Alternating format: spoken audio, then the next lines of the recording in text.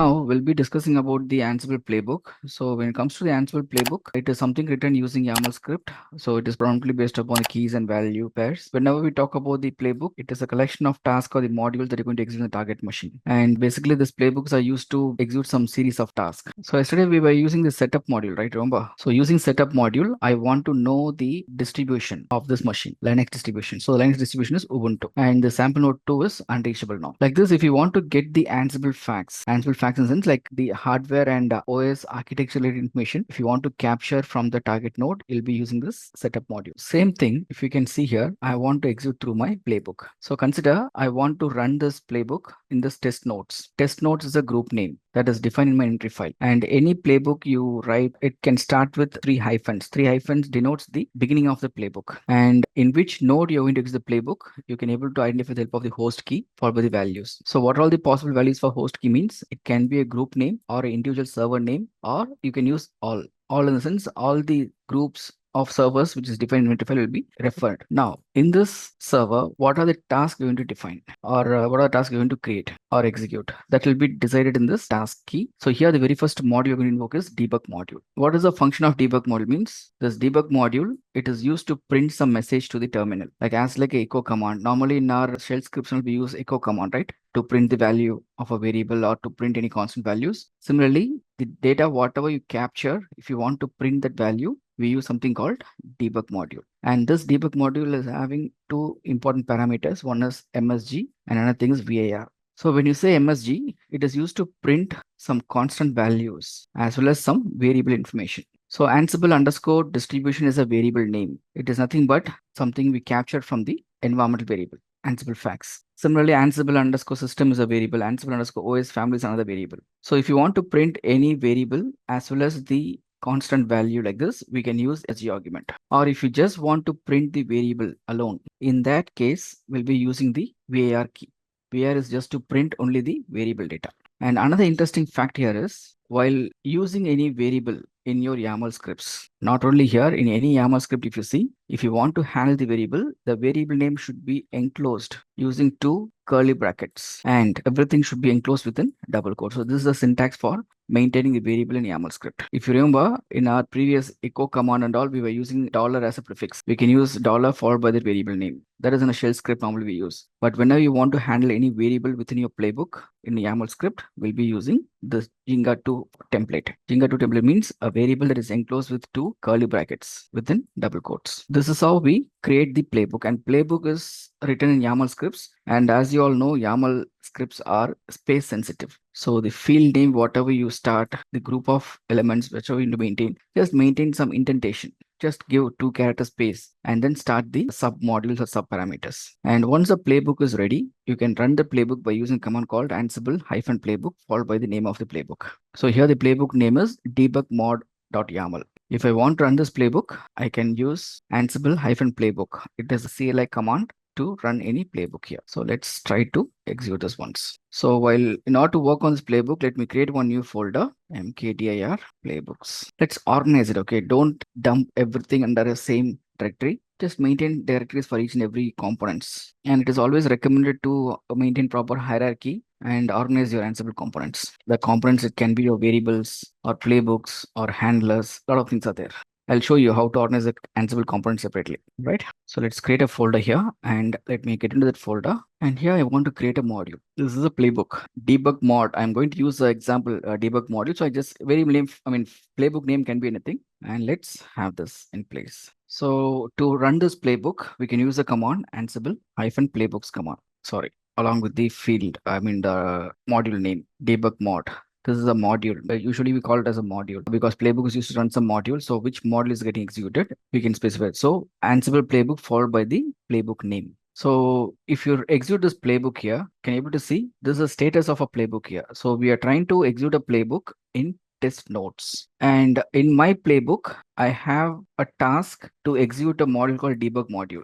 So when I say debug module, it is going to print some messages, right? So if you can see here, it is trying to execute this playbook in this group of servers. It is first trying to gather the facts in sample node 1. When it is trying to gather the facts from sample node 2, it says sample node 2 is unreachable because that node is down. Yesterday itself we stopped the service, so it's not up and running now. And then it is trying to execute the debug module, whatever we define a playbook on sample node 1, and it is trying to display the message. The operating system OS distribution is Ubuntu, and OS family is Debian. I mean, name is Linux, and OS family is Debian here. So this variable, whatever we declared in our playbook, the value is getting assigned to that variable at runtime, and we can able to capture those details in your output. And as a summary of execution, you should be able to see in sample node 1, it has executed 2 tasks. First task is for gathering facts and second is for debug, and everything is successful. But in sample node 2, it is trying to execute some task, but the server is unreachable. So no task is executed there. So this is how your Ansible can able to interact with your target node and it gets executed here.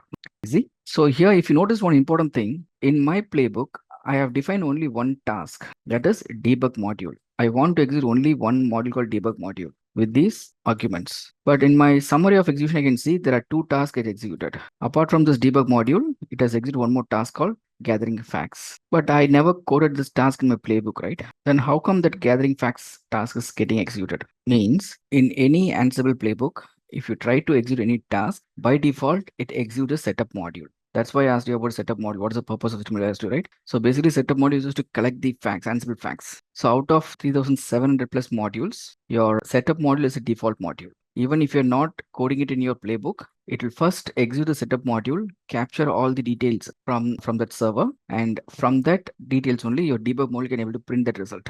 Easy, right? If you want to edit that value, edit that field. If you want, you can able to give it only a sample node 1. So execute only on sample node 1 means the task will get executed only on sample node 1. It won't refer to sample node 2. Or you can use all or anything as per your need, right? Purpose of debug module, it is used to print some messages to the terminal, nothing else. That is the only property. If the variable is assigned with a value, this debug module will just print that value. That's it. It is not the debug module which gets into the target node and pull the details. These details are actually pulled by the setup module initially. Got it? And from that only it can able to identify a variable called Ansible distribution and trying to display the content. That's it. So as I discussed already, when we talk about the variables, there are 2 types of variables. One we call it as a user-defined environmental variable. Another thing is a user-defined variables, right? So we have 2 set of variables. All the Ansible facts, whatever we are using, it can be your Ansible mount parameter or Ansible distribution or Ansible OS family. All these things are considered as the environment variables, right? So environmental variables, and another thing is user defined variables. So all the variables like your Ansible distribution, okay, or you can able to consider this Ansible system or Ansible OS family, okay, and Ansible facts, right? So all these things are considered as environmental variable, which can be using setup module. It's a very important equation, correct? And apart from that, we have something called user-defined variables. So these user-defined variables can be declared by the users in the playbook, right? So in order to make the Ansible playbook 1, or if you want to make it reusable, it is always recommended to parameterize a playbook, right? Used to parameterize the Ansible playbooks. So while talking about this playbooks, I told you, whenever we write any playbook, it should be a reusable entity. It means we are not supposed to hard code any constant value within a playbook. Maximum, we should be able to parameterize it. So in order to parameterize a Ansible playbook, we'll be using some user-defined variables. So now we'll see how to declare the variables. So there are various methods to pass variables to your Ansible playbook.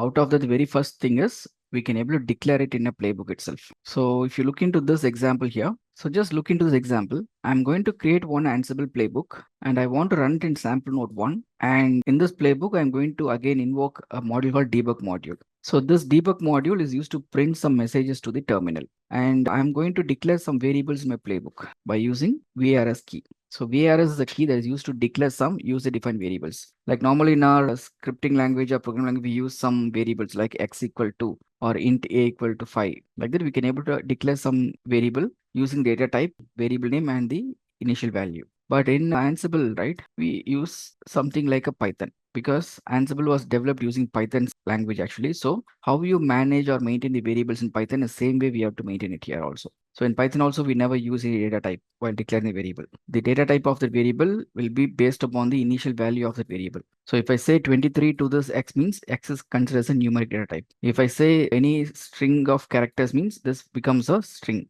data type. And if I say yes, means this becomes a Boolean variable. Like that, based upon the initial value of a variable, the data type will be decided by default, right? And whenever we try to declare any variable, it should be declared under the VARS key. So let me run this playbook here. Easy, saving this file, and let's execute this. So when you execute this playbook, you can see the value whatever we assign to that variable, we can able to handle it within your module, right? We can able to handle it within the module. So this is how we manage the data. We try to manage our user defined data items within your module. But if you can see this playbook here, this is not a parameterized one, right? I cannot say this playbook is a generic or reusable one, because whenever I run the playbook, I'll be getting the same result because I have hard coded the value. Correct. So if you want to make some sort of temporary computation or internal looping, you can able to maintain some temporary variables like this. Then how we can able to make it as a generic one or reusable one means in real-time environment, maximum we will never declare or hard code the variables or values like this. So the very first method what we do here is we will just create one variable file. Let's say my variable file one.yaml. It is a file that we create, and within that file we maintain all the variables that we want to use in a playbook. Correct. And that file will be maintained in a separate folder, or it can be in any path as per need. And once the variable file is available, while creating a playbook, we use a key called VARS files key, VARS underscore files. So this is a key that is used to identify your input variable file to this playbook. And once you identify the data, you can able to use it in your module as like your previous example. Got it? So if you want to pass the values at runtime, we'll be declaring a variable in an external variable file, and that will be used in your playbook like this. If you want, I can create one separate folder here. So just maintain the data as per the format. As like a key value pair, you should maintain it. Simply maintain the variables, save the file. And now let's get into our playbook folder, and here we'll create a separate file for our new playbook. Here it is. Okay. So here, while creating this playbook, I'm going to refer the playbook that we have created it separately. I mean, the variable that's created separately. Save this file and execute the same. So now you can see it is trying to pull the data from that file, external variable file, right? So this is one of the most recommended approach in real-time environment. Okay, like maintaining the variables in separate file is one of the recommended approaches. And in real-time scenarios, while working on any projects, we never keep these variable files within your controller machine. Basically, these files will be maintained in a separate GitHub repository or any distributed version control system, so that anyone who makes changes on that file or any changes required can be tracked, like when the changes happened or by whom it happened. Everything can be tracked using this approach. Easy. So this is another way of passing the variable or value to a playbook. And apart from that, there is another important method. Okay, like we can able to pass it at runtime also. So here in this playbook, we are going to execute this in test notes. Okay, we are going to execute this in test notes, and I just want to install Nginx in this test notes, which includes sample node 1 and sample node 2. If you want, you can simply say sample node 1 also here. So in sample node 1, I want to install a package called Nginx. So I use a task definition here. Name of the task is manage Nginx tool, and apt is one of the module, Ansible module, that is used to manage the packages on your Linux machines. So using this module, I'm going to identify the package that I want to install, and I want to maintain the state of that particular package. State in the sense, what action I'm going to perform on that. So usually in a Linux machine, if you want to install any package, what we do, we simply use a command sudo apt install followed by the package name, right? Sudo apt install followed by the package name. That is what we usually do. But in Playbook, if you want to achieve the same thing through Playbook, we use a model called apt, and that apt can have two arguments. One is name, and another thing is state. So name is used to identify the name of the package that you want to manage, and state is used to decide the state of action that you want to perform. For example, if your intention is to install this package on this node, we just use a state as present. Similarly, if you want to uninstall, if your intention is to uninstall, we use a state value as absent. Or if you want to upgrade latest version, you can use latest. So it means we are not giving instruction to Ansible to actually install anything or uninstall. We are just giving instruction to ensure that Nginx is present in that machine. That's it. If that Nginx is already present in the machine, it won't do any action. If Nginx is not present, then only it will go and install it. Easy. So as like your shell scripting, you don't need to validate anything like whether Nginx is already available or not using if conditions and all. So just with the help of the state key, we can able to control that activities. Similarly, consider my intention is to uninstall Nginx from that machine. So I use a term absent. So it means we are giving an instruction to Ansible to ensure that this nginx is not present in the machine. So end of the playbook, if there is no nginx available, it won't do any action. If nginx is already installed in the machine, it will just uninstall and leave the address space. All right. So this is about your playbook. Let me just give you some scenarios here. If you want, I can use sample node. Okay, because sample node 2 is down, right? And one important thing is we use a term called become. What is the need for become is yes means whenever you try to execute any package manager related module, it should be elevated to root level. Correct. The access should be elevated to root access. So for that perspective, what we do means we will just use the term become as yes. If you're not using this key, for example, if I remove this particular key and if I run this playbook, see what happened? It says permission denied. It says permission denied. That means we cannot run that package manager module as a general admin, Ansible admin user. It expects the root user access. So for that purpose only, we just maintain our things there like become as yes, right? So what we can do here is we can say become as yes. Understood? So now if I execute this, you can see it is managing that nginx tool and you can see there is some changes happen in that machine. So as part of this execution, if you get a state as response as changed equal to 1, it means there is some changes happen in that machine. It has installed nginx in sample node 1. If I run this playbook again without making any changes, see now it says changed 0. Nothing has changed there because nginx is already available in the machine. So it won't go and install anything there. If it is not present, it will install. If it is already present, it won't do any action. So now if you look into this particular playbook, whenever I run this playbook, it will always try to install nginx. If I want to uninstall, what should I do? I should manually edit that file and make it as absent. Save this. Correct. See, now it made some changes. So like this, now we have to manually edit the file to make some changes and update the content. Then how we can able to make it as generic or reusable one? So further, what we can do means we can able to pass the required parameters at runtime. So how to pass the required values at runtime means here is the syntax. Okay, how many variables are here? And by looking into this playbook, can you able to say in which node we are going to run this or which tool we are going to manage or what action you're going to perform on the package? While preparing the playbook, it should be parameterized. Maximum will be parameterizing the content here. All right. So if you run this playbook, let me create one new playbook for you now. Let me run this one. So here I haven't coded anything here for a host name or tool state. Save this one. So once the changes are ready, all that you can do here is you can use your execution command by passing the values at runtime. So just look into this example. So all that I'm going to do here is I'm going to invoke my playbook by using Ansible Playbook command followed by the file name. And what are all the parameters we have declared in a playbook, we can able to pass the values at runtime, something like this, by using a tag called -e. -e is used to pass some extra values to your playbook. So whenever you want to pass any extra values at runtime, we'll be using this particular parameter. So now if you can see here, it is trying to run this playbook on test nodes because we just passed the host name as test nodes here. And the tool name is nginx. It is going to manage nginx tool and the tool state is present. So it is going to install something there. Correct. Similarly, if I want to uninstall, I can simply use absent. So without updating the actual manifest file, I can directly pass the values here itself, like sample node 1. I can pass the values at runtime. So from sample node 1, I want to uninstall the package, nginx package. So this is how we will maximum try to parameterize the Ansible playbooks. If an E is to pass some extra value to your playbook dynamically. So in general, whenever you work in any playbook, we can able to maintain the variable. It can be environmental variable that can be accessible using a setup module, right? Like Ansible distribution or Ansible OS family, whatever you want access. By using setup module, we can able to handle it. That's the very first example I showed you. And second method is we can able to declare some user-defined variables by using this VARS key. It is used to hard code the values in a playbook.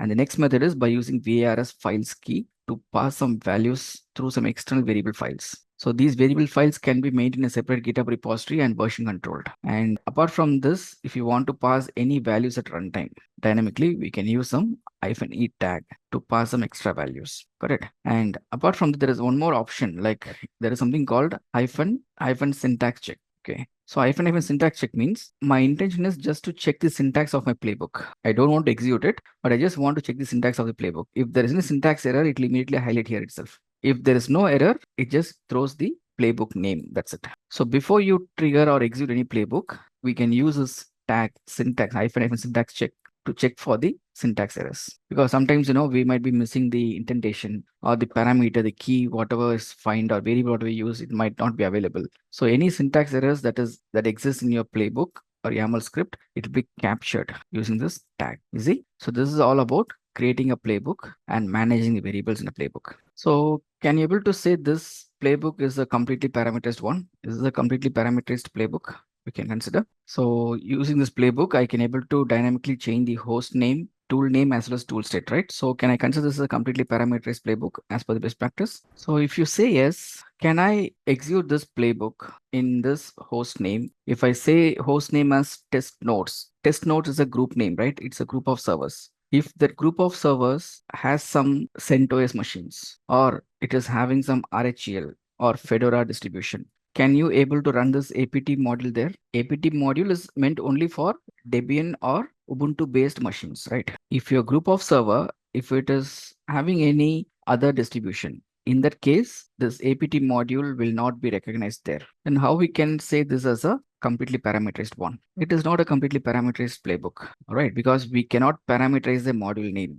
Module name cannot be handled at runtime, because as part of your Ansible architecture, whenever you want to execute any module in the target node, that module has to be pushed into the target node first. You can able to pass the parameters at runtime. That doesn't matter, but the module should be pushed before the execution. You cannot choose that module at runtime. Okay. So in such situations, we cannot just rely on the variables to parameterize the content. So how we can able to handle such situations means we'll be using the conditional statements, like using some when condition. So just look into this scenario here. I'm going to execute a playbook in this test nodes group, and I want to run some package manager module. So I use become as yes, and I'm going to use a task. The very first task is to install Nginx on Debian machine, and I'm going to use apt package manager module, identifying the Nginx as a package name, and the state. If I want, I can hard code or I can pass it at runtime. That doesn't matter. But the thing is that I use a term called when. Using this when key, I am going to control the flow of execution. So when Ansible OS family is equal to Debian, then only this task will get executed. Similarly, to execute this task, it will check for the when condition. When OS family is equal to Red Hat, then only you can able to use this task, because here we are going to use yum package manager module. So like this, depends upon the when condition. If the condition satisfies, we can able to process the request. So now, if you want, you can able to parameterize all those things, like package name, you can parameterize, or the node name, you can group name, you can parameterize. Everything is possible. And if you do that, then only it be considered as a completely parameterized playbook. So as a best practice, we should maintain the execution, like we should be able to maintain the variables as well as the when conditions that matters. So why I'm saying is just wanted to highlight the task first, and the execution of task is based upon when condition. That's what it means, right? Either you can able to code it here or here, that doesn't matter. So for that particular task, we are given this when condition. Easy. So if I run this, obviously my test node is having all Ubuntu machines, so it will definitely execute this task one. If the test node group is having some other kind of systems, it will be executing task 2. Or if it is having both, in that case, I can able to execute both things. So sometimes we'll be using the Fedora distribution with DNF package manager also. We can able to use that as well. All right. So this is about managing the playbooks using when conditions. And like this, there are a lot of constraints also. Like we have something called register and set facts. So register and set facts means it is used to register the outcome of one module into a variable and use that variable in your subsequent modules. Say for an example, consider I want to execute a shell module. Shell is one module that is used to run some shell commands, right? We have something called bash. If I want to run this command directly here, bash version. If I run this command, I can able to get the bash version of my distribution. Now, the same command, I want to run it through my playbook. If I do that, the value, whatever it is getting captured, it is the outcome of this module. How can you use the outcome of one module into another module? For that, we use a register. The purpose of register is to capture the outcome of this module into a variable, and you can able to use that variable in any other subsequent modules here. Right, it is something like consider you're doing some computation. Okay, so computation sense, let's say I have a variable a equals to 5, and I can say b equals to 5. And if I say c equals to a plus b, means I'm trying to register the sum of a and b into variable c. It is a process of registering the outcome of sum of a and b into variable C. Similarly, I want to maintain the outcome of this shell module, or I want to register the outcome of shell module into this bash var, and it's just a variable, and I can able to use that variable in my debug module. You see? So sometimes what happens, you will be installing one package, and the version of the package, if you want, you can really capture and handle it in your subsequent modules. So such things can be done by using register and set fact, right? So register is basically meant for that purpose. Without register, if you try to display that variable, it will not work. Okay. So we have something called loop. Just look into this particular playbook and tell me what we are trying to achieve here. So using this playbook, we are trying to install Git, Maven, and Nginx. I am going to invoke this apt package manager module to install Git, Maven, and Nginx in the sample node 1. Let me execute this and show you how it actually works. Okay. So apt is the package manager module to install Git, Maven, and Nginx. I use present as a key, saving this file. So just look into the flow of execution, okay, like how the tasks are getting executed, that matters. Just forget about the gathering facts task. That is not the priority concern now. If you want, you can able to bypass it. If you don't want to execute the gather facts, you can skip that. I'll show you how to do that now. But consider a scenario. My requirement is to install these 3 packages, and all these 3 packages can be installed using the same package manager module, but still it is creating 3 different task definitions, right? Because of our coding. So as per the best practice, we are not supposed to create a playbook with some duplicate task definitions. Unnecessarily, it is creating the task definitions at each and every level, right? So you can able to use one task definition and able to install all the packages at the same time. If you're doing this way, it will lead to some performance issues. So whenever the playbook is having more number of tasks, it will degrade the performance. So as a best practice, what we do means, if you want to execute any playbook with some duplicate module name, you can able to use your loops here. Just look into this scenario. I'm going to execute this playbook in sample node 1, and I'm not interested to use this gathering facts, because for this use case, I'm not going to gather any information. I don't want to execute setup module, correct? So I can simply bypass it by giving gather underscore facts as false. Now, as a root user, I can execute this task apt, and name of the package which I want to handle is pass through your loop. So I use a key called loop and declare all the required tools I want to use it. So it is like a set of elements, set of items. So the loop is associated to a variable called item. So name followed by the item variable. So what are the items you have in your loop? It will get identified at runtime, and one after the other it will get executed. So if you can see this example here, we are going to pass the list of items through a loop key. Let me save this. Now if I execute this playbook, just see the order of execution, okay? Compared to a previous example, previously it was executing 4 tasks, but now it is executing only 1 task. So if you compare to the previous example, I was using 3 different task definitions here. That's the reason I can able to see 3 different tasks to install these packages, Git, Maven, and what else, Nginx. But here, just with 1 task, I can able to install all the packages. So this way of executing playbook will be very faster, and honestly, it won't create any duplicate definitions in the target node. Okay, so that's what, when I say absent, that package will be removed. There are 3 things, right? Present means your intention to install. Absent means to uninstall. And if I say, what do you call that? Latest, it will upgrade it to latest version. Easy. So this is another scenario you need to consider while working on your playbook, right? Fine. So next concept here is about the handlers. So when we say handlers, it is used to control the flow of execution of your playbook. Let's say, for an example, consider I have playbook with some series of tasks. Like consider a task list, like I need to install JDK, and then I need to install Tomcat or Nginx, Tomcat for that matter. And then I can say like install, or I can say like start Tomcat. So these are 3 tasks that I want to perform with my playbook. So in this case, the execution of this second task is depends upon task 1, right? Only if JDK is installed successfully, I can able to install Tomcat. Similarly, only Tomcat is successful, I can able to start the Tomcat service. So in this scenario, the execution of one task is depends upon the execution of a previous task. So if you simply code this task definition in your playbook, it will try to execute the task in sequence. Even if your first task fails, it will execute the second task and it will fail again. But as per the process, if the first task is failed, you're not supposed to execute the second task. So what we can do here is we use a concept called handlers, and handlers also is a collection of tasks basically.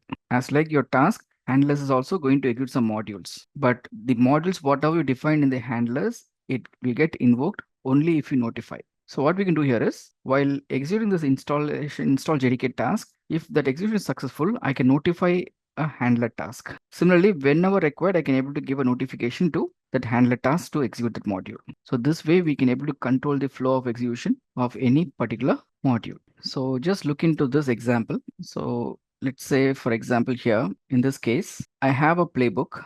Want to execute this in sample node 1, and I'm going to execute two tasks here. Task 1 is to install HTTPD service, and task 2 is to start the HTTP service. It can be your HTTPD or Nginx or Tomcat as per choice. So to install this, I use this package manager and the name of the service followed by the state key. The state key can have possible values like present, absent, or latest. Whenever you use a state key in your package manager module, it can have these three possible values. Similarly, there is another module called service module. The service module is used to start, stop, or restart any service. Okay, let's say I want to start a service, means I can use a service module, give the name of the service and state as start. So both APT package manager related modules as well as service module will be having a state key. But if you use a state key in a service module, it can have these three possible values like started, stopped, or stop. Now, the point is here also, if the service is already up and running, it won't do any action. If the service in stop state, then we'll just go and start it. Okay. But the point here is, if the execution installation of the HTTP is not successful,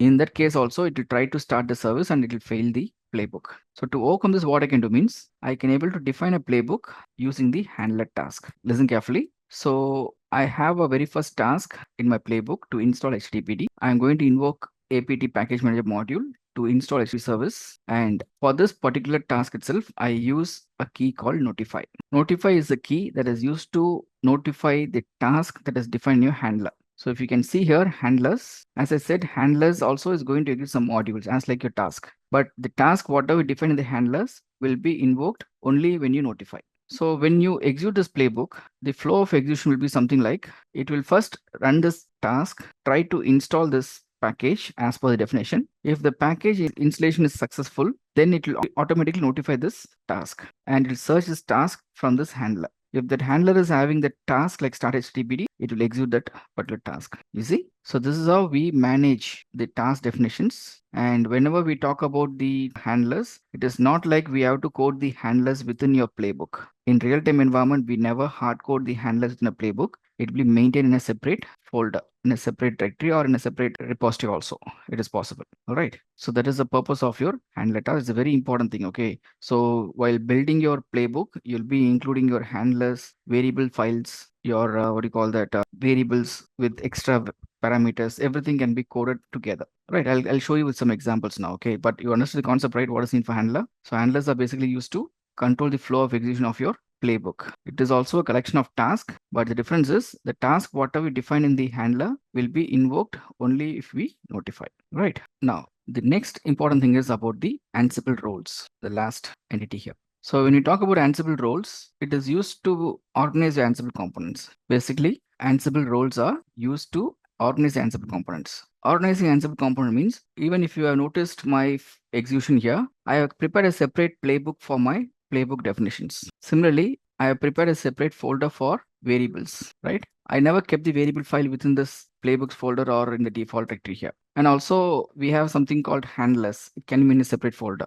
So the process of organizing your Ansible components can be done with the help of your Ansible roles. You see? And in real-time environment, these Ansible roles are maintained in a separate GitHub repository with all the required components like variables, handlers, and other stuff. So what is the purpose of it? Why we should organize the Ansible playbook components and how we can able to reuse it? Means it's very simple. So just look into this flow here. The task, it can be anything. Okay, consider we are going to install. Okay, we are just going to install a MySQL server or Nginx server. So whenever we try to install, uninstall, upgrade, first we have to take care of the prerequisites, install the package, configure, and then do some post installation activities. That's what we usually do, right? So this is a task definition for my SQL server configuration. So in my task definition, I can have yum module to install the prerequisite, here to install the actual package, and service module is to start the SQL server, and MySQL_DB is to create the database. Right. Now consider I just prepared this playbook and I'm able to successfully implement this. I'm able to successfully configure it for one particular team.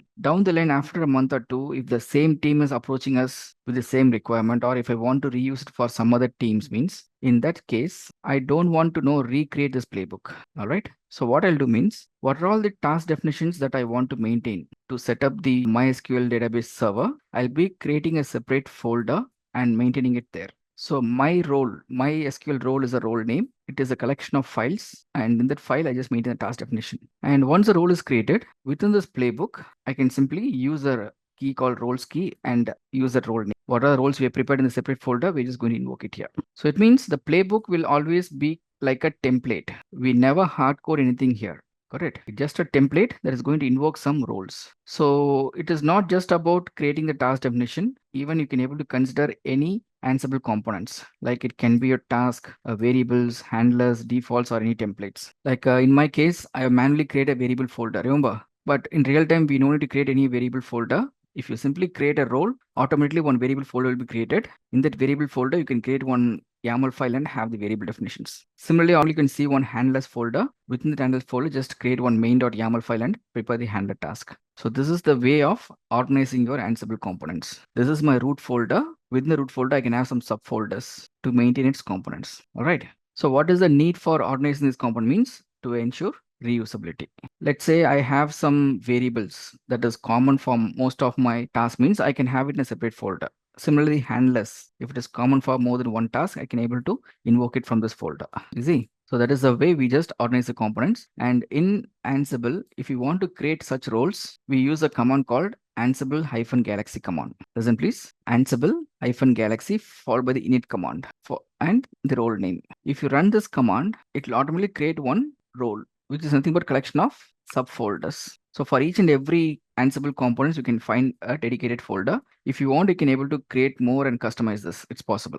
All right. And while invoking a playbook or while creating a playbook, you can simply use a role name. So in that case, what are the definitions given here? It will get applicable to your playbook. So even in real time also, right? Consider I have a team, one new person joins my team and he needs to set up a build environment. Okay, using Ansible means we never expect that person to directly create a playbook. We will give them the GitHub repository reference. Why? Because what all the roles we create here, it will be committed to your GitHub repository. We'll be version controlling it in the GitHub repository. And from the repository, we will allow that user to download this repository and he can able to make some customizations there. That's it. All right. So this is how we manage the Ansible components. And I'll show you how to create this and how to invoke it in your playbook. And when at the time of installation also, you must have noticed one folder called Ansible Roles folder, right? Have you noticed? Yesterday I was showing you that. So there is a folder called Ansible Roles folder. If you go to that folder, it's an empty folder here.